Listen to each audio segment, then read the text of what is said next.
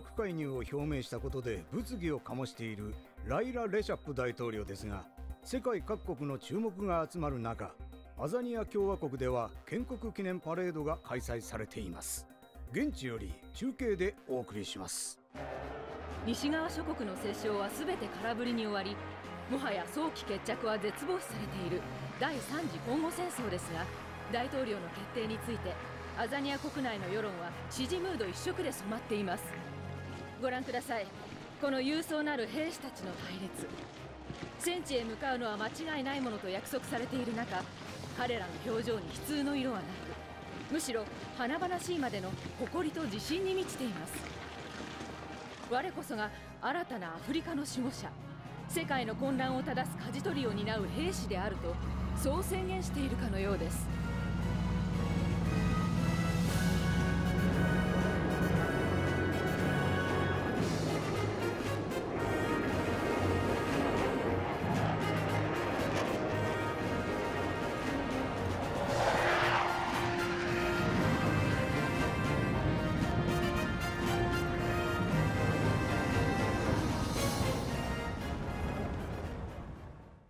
昨今、ひときわ国際世論の注目を集めるライラ・レシャップという人物は何者なのか。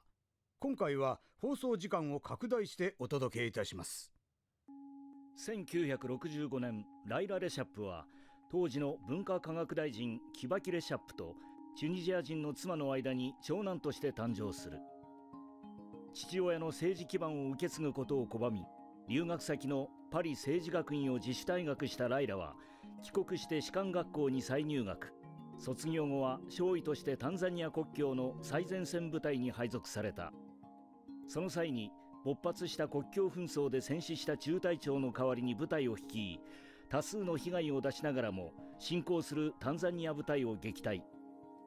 その後も幾多もの英雄的逸話を積み重ねて頭角を現し、新設されたアザニア陸軍特殊作戦グループの指揮官に就任。2003年、当時アザニアの指導者だったナチャエ将軍の事故死による混乱の中、アザニア非常事態委員議長として国家非常事態を宣言。即座に実施された国民総選挙において圧倒的な得票数を得て、38歳でアザニア共和国大統領に就任する。まあ体裁としちゃ選挙で決まった大統領だがね、結局ナチャエ政権を潰したのはレシャップの指揮したクーデターだよ。将軍も表向きには事故死の扱いだけどな、あれが暗殺だったのは公然の秘密だよ。そもそもアザニアの政権自体、王政が革命で終わった後は度重なる内戦とともに軍事独裁体制を転々と重ねただけだ。たとえ暴力的手段で権力を奪取したとはいえ、その後の国政が紛れもなく民主的である以上、レシャップは評価されるべきだろう。レシャップ大統領の政策が内外ともに高い評価を得ているのは事実です。国内におけるイスラム教徒と土着諸部族との融和政策、腐敗していた政府系の地下資源開発公社を解体させ、海外企業に配慮を見せつつ市場を安定させるため適正な富の再分配、レシャッピズムと呼ばれる一連の政策はアフリカの理性と賛美されるに至ります。アフリカの理性、あるいは覇権を目論む野心家、その思惑については様々な憶測が語られます。しかし最も世論の注目を集めているのはザンクトガレン協定に対する徹底抗戦の姿勢です。アザニアで開催された第2のバンドン会議と呼ばれる技術的独立経済会議には、インド、中国、エジプトほか反ザンクトガレンを表明する諸国が集結し、事実上の決起集会の様相を呈した。南半球は北の先進国からもたらされる技術を享受するしかなかった。しかし異星人が提供するエグゾフレームは我々に違う技術の選択肢を与えてくれた。どの技術を選びどう活用するか、我々にはそれを決める自由が必要である。技術こそがイデオロギーなのである。果たしてレシャップ大統領の演説にある通り、エグゾフレームこそが南北問題解決の鍵となるのでしょうか。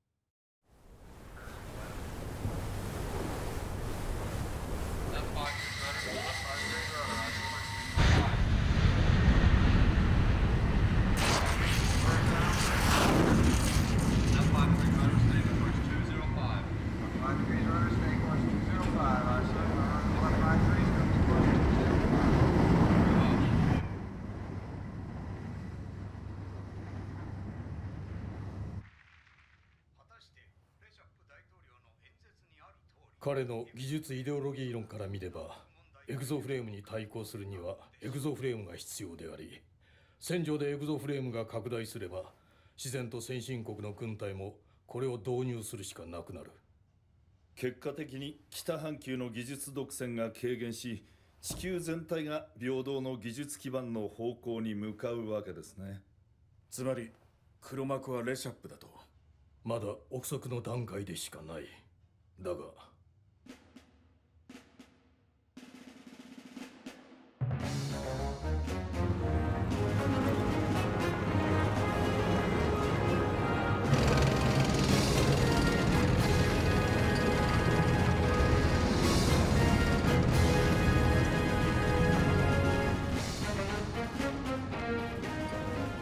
見えてきました。大統領直属のエグゾフレーム師団です。ザンクトガレン協定など意に介さずとアザニア陸軍が設立したエグゾフレーム部隊を中核にしたエグゾフレーム戦闘ドクトリンの象徴。今その姿が全世界の目にさらされようとしています。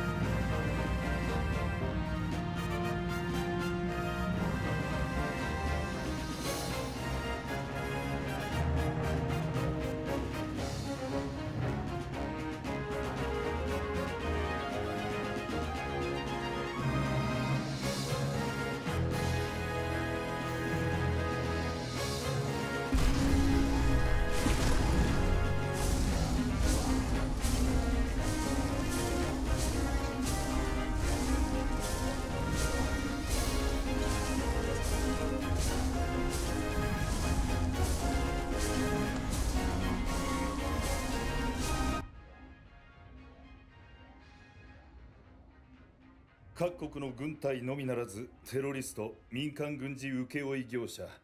ありとあらゆる戦場で何者かがエグゾフレームの運用戦略を指南している。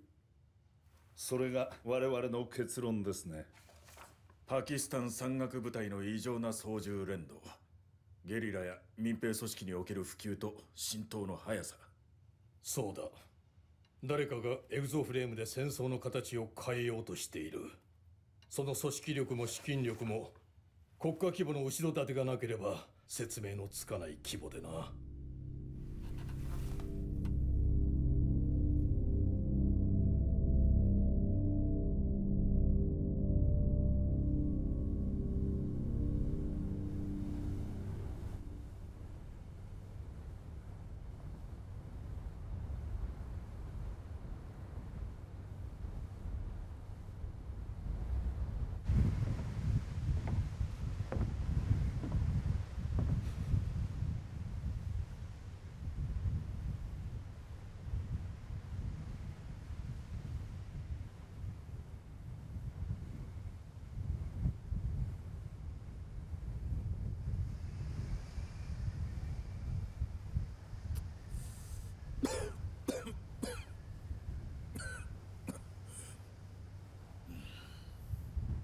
なあ、